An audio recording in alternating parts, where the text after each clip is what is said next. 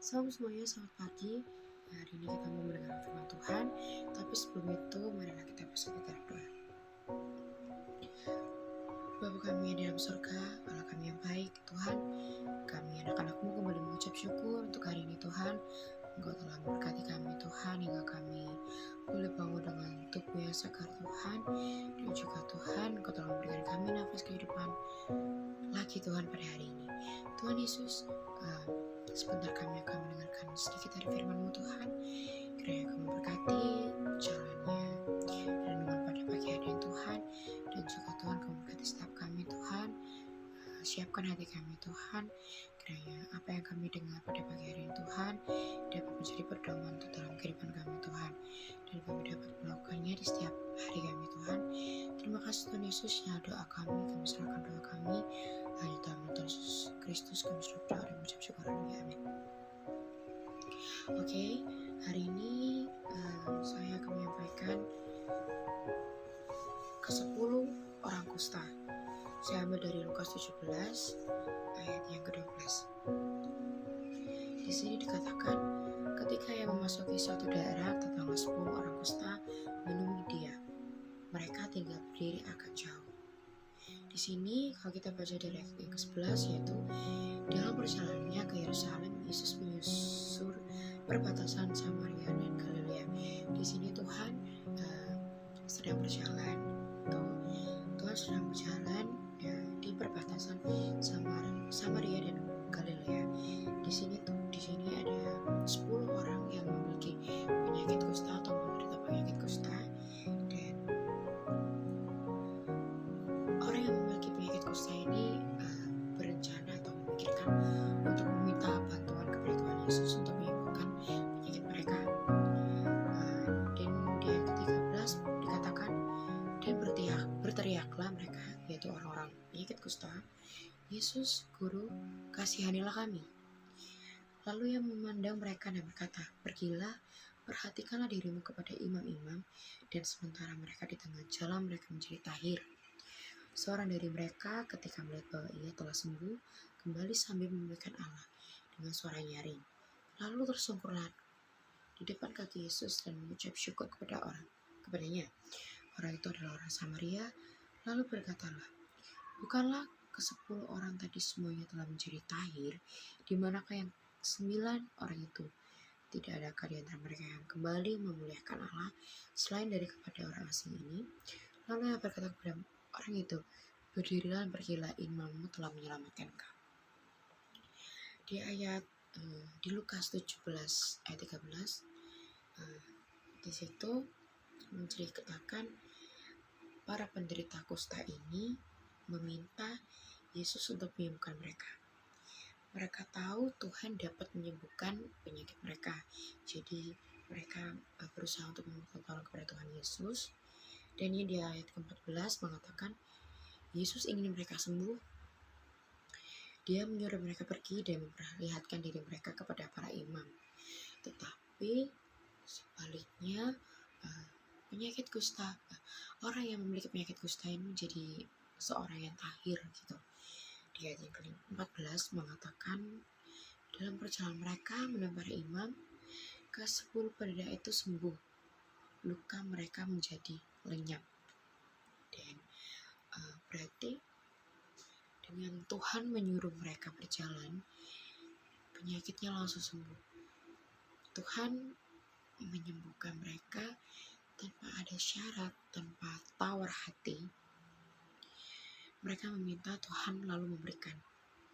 Kalau menurut Tuhan itu benar dan berhak untuk mereka dapatkan, pasti Tuhan bakal memberikan itu.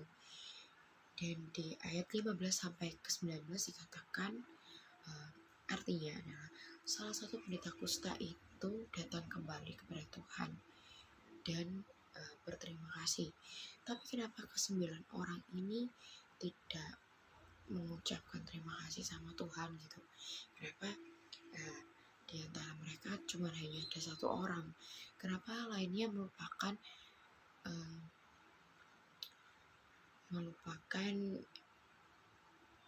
bagaimana Tuhan menyembuhkan mereka? Berarti mereka melupakan siapa yang menyembuhkan mereka gitu. Jadi mereka bisa dibilang orang yang tidak berterima kasih atau tidak tahu diri begitu. Dan juga Yesus menanyakan kepada satu orang ini, kenapa 9 orang itu nggak hadir gitu, nggak kembali berterima kasih kepada Tuhan. Tuhan nggak pernah mengharapkan untuk kita berterima kasih secara gimana ya. Tuhan cuma mengharapkan say thank you aja dari kita, cuma bersyukur, rasa bersyukur kita kepada Tuhan gitu. Nah, apapun yang kita perbuat kepada orang lain, pastilah kita ngerasa kalau apa yang kita perbuat itu mereka seharusnya bisa terima dengan baik gitu, dengan mengucapkan terima kasih atau bersyukur atas tindakan kita kepada mereka gitu. Tapi sebaliknya 9 orang ini malah mereka menjauhi Tuhan. Mereka nggak mendatangi Tuhan untuk mengucapkan terima kasih. Hanya satu orang yang benar-benar ingin dan ingat bahwa di permasalahan dia apabila dia mengenalkan Tuhan, semua masalah mereka akan menjadi membaik gitu. Dan dengan kembalinya dia menjadi sembuh, dia ingat bahwa ini semua karena anugerah Tuhan, karena kebaikan Tuhan dia bisa menjadi sembuh. Dan dengan rasa syukur yang dia miliki, pergilah dia ke Tuhan Yesus untuk mengucapkan terima kasih, ungkapan syukur dia. Dan Tuhan senang gitu, orang ini datang ke dia untuk mengucapkan terima kasih, rasa syukur karena Tuhan telah menyembuhkan dia. Jadi karena